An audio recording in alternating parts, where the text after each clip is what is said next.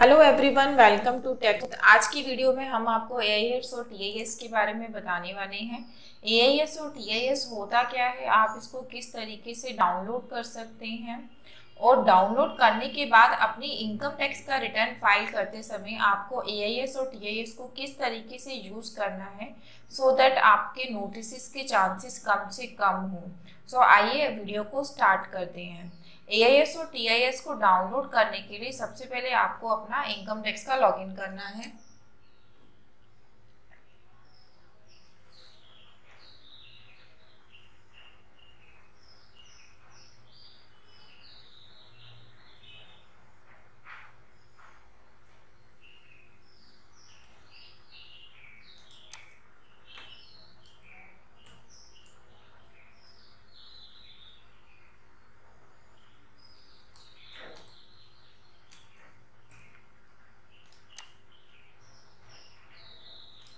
आपको अपना ID password पता होना चाहिए लॉगिन करने के लिए।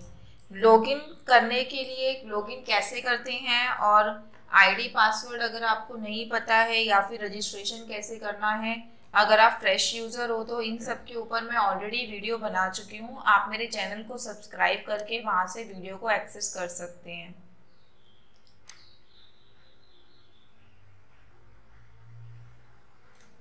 मैंने यहाँ पे लॉगिन कर लिया है। लॉगिन करने के बाद आपको सर्विसेज के ऑप्शन में जाना है। सर्विसेज के ऑप्शन में जाने के बाद आप यहाँ देखेंगे, यहाँ पे एनुअल इंफॉर्मेशन सिस्टम एआईएस का ऑप्शन है, आपको क्लिक करना है इस पे।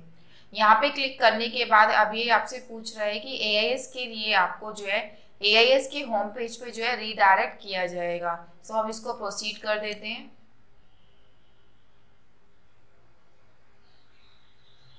ये है हमारा एआईएस का लॉगिन पेज। एआईएस और टीआईएस को होता क्या है मैं आपको एक शॉर्ट में बता देती हूँ। एआईएस जो है एक हमारा एनुअल इंफॉर्मेशन स्टेटमेंट होता है और टीआईएस जो है हमारा टैक्स पेयर इंफॉर्मेशन समरी होता है। एआईएस में क्या होता है, ए जैसे हमारा 26 एएस होता है, 26 एएस में हमारे जिन जिन इनकम पे टीडीएस डिडक्ट होता है उन सब की इंफॉर्मेशन दी जाती है।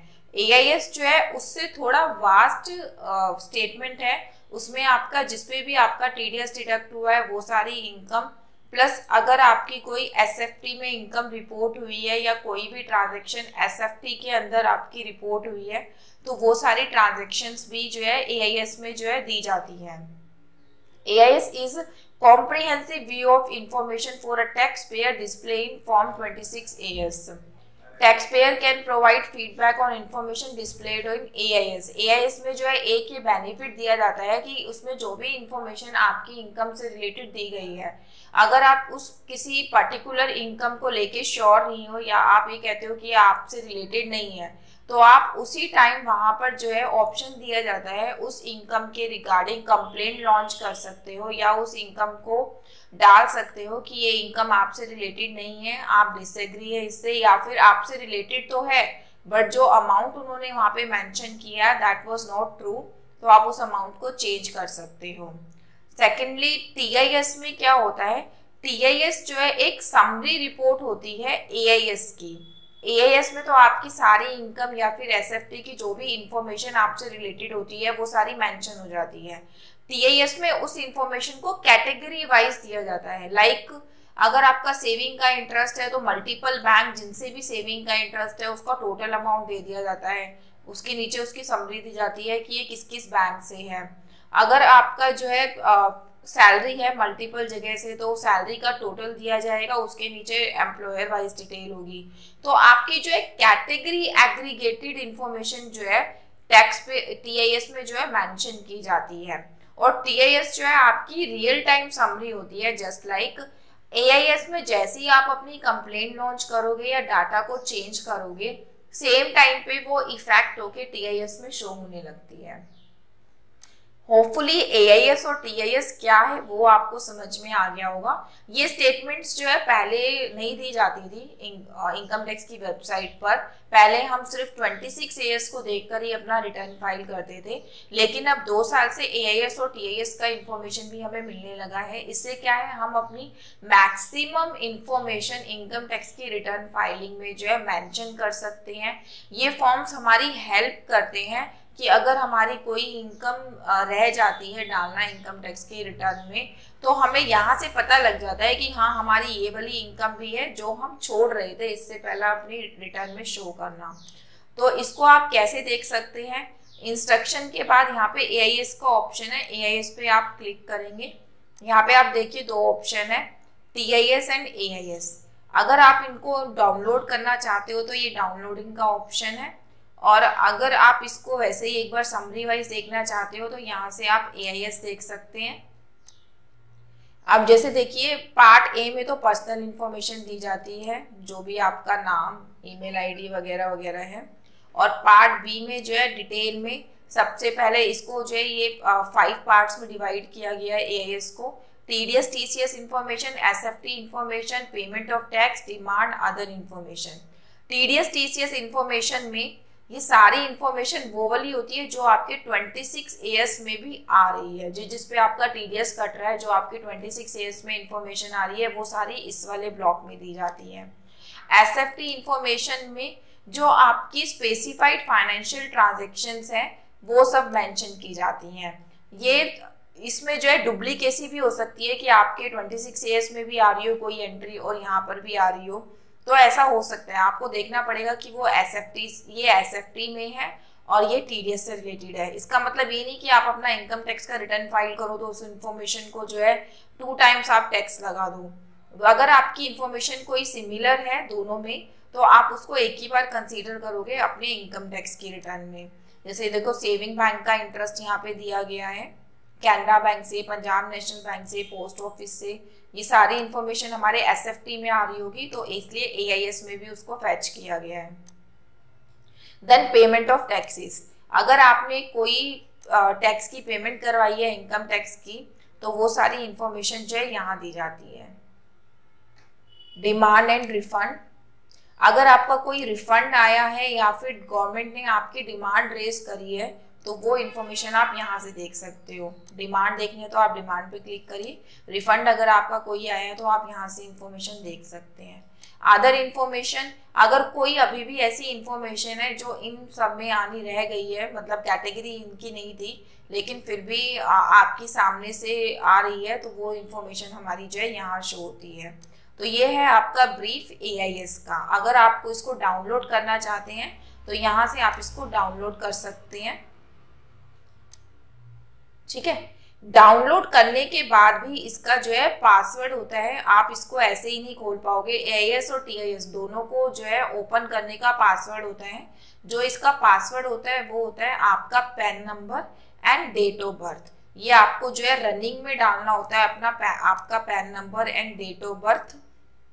स्मॉल में आपको पैन नंबर डालना है, देन 01/01/1956 जो भी आपका डेट ऑफ बर्थ है उसको आपको रनिंग में डालना है अलोंग विथ पैन नंबर। तो आपका ये जो है AIS को ओपन करने का पासवर्ड होता है।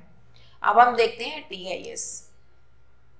TIS जैसा कि मैंने आपको पहले भी बताया, ये एक समरी होती है। लाइक AIS में अभी आपने देखा TDS वाइज और SFT वाइज इंफॉर्मेशन दी थी, लेकिन TIS में क्या करा, इन्होंने आपकी जो है समरी बना दी कि जो भी इंफॉर्मेशन AIS में आ रही है उसमें जहां जहां पे भी सैलरी है उसको एक ब्लॉक में इन्होंने डाल दिया, ये आपकी आ गई सैलरी, ठीक है। अगर आपको सेविंग बैंक का इंटरेस्ट आ रहा है डिफरेंट बैंक से तो उन्होंने उसको एक ही जगह डाल दिया, ये आपका आ गया सेविंग बैंक का इंटरेस्ट, ये आ गया आपका FD का इंटरेस्ट।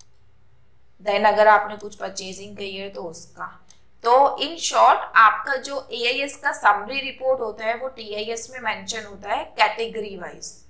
अब जो मैंने आपको पॉइंट पहले बताया था कि अगर आपको AIS में कोई डाउट है कि आपसे पर्टेन नहीं करती वो इनकम, तो आप उसको किस तरीके से मॉडिफाई करेंगे।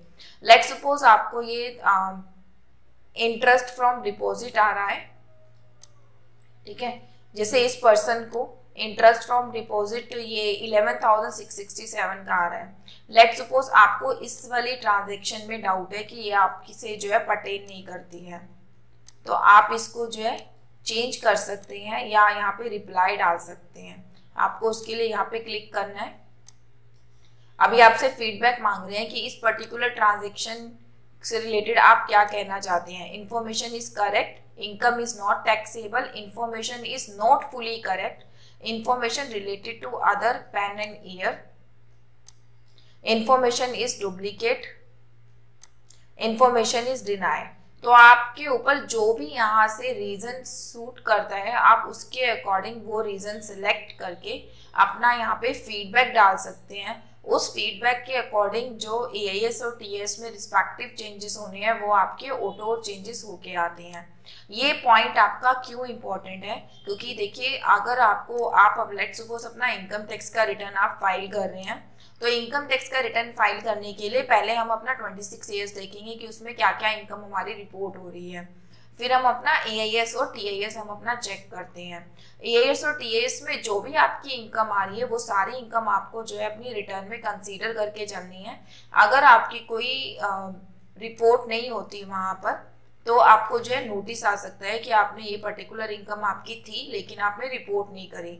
तो उस केस में क्या होता है कि आपको जो है अपना AIS और TAS चेक करके फिर अपना इनकम टैक्स का रिटर्न भरना है। लेकिन समटाइम्स कुछ इनकम ऐसी भी आ जाती हैं कि वो आपसे पर्टेन नहीं करती, तो आप उसी टाइम पर यहाँ पर अपना जो है फीडबैक डाल दीजिए सो दैट फ्यूचर में अगर आपको नोटिस आए या फिर नोटिस आए ना आपका TAS और AIS उसी टाइम पे रियल टाइम बेस पर करेक्ट हो जाए। ठीक है, तो ये मैंने आपको बता दिया कि AIS और TAS क्या होता है, इसको आप किस तरीके से स्टडी करेंगे और इसमें अगर आपको चेंजेस करने हैं तो आप कैसे कर सकते हैं। TAS को डाउनलोड करना है तो इस पर क्लिक करिए, यहाँ से आप डाउनलोड कर सकते हैं।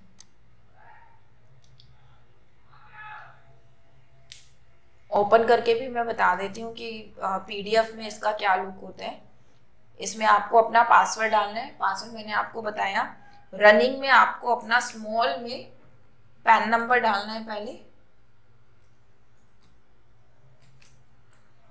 Then date of birth,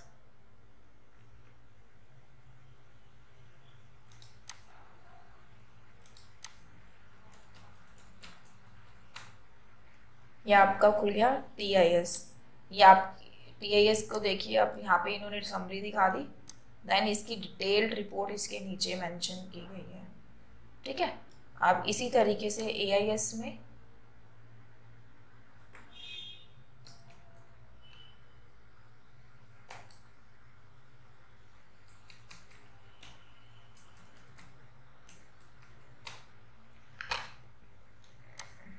TIS में जो है आपकी सबसे पहले टैक्स डिडक्टेड और कलेक्टेड सोर्स की इंफॉर्मेशन आ रही है,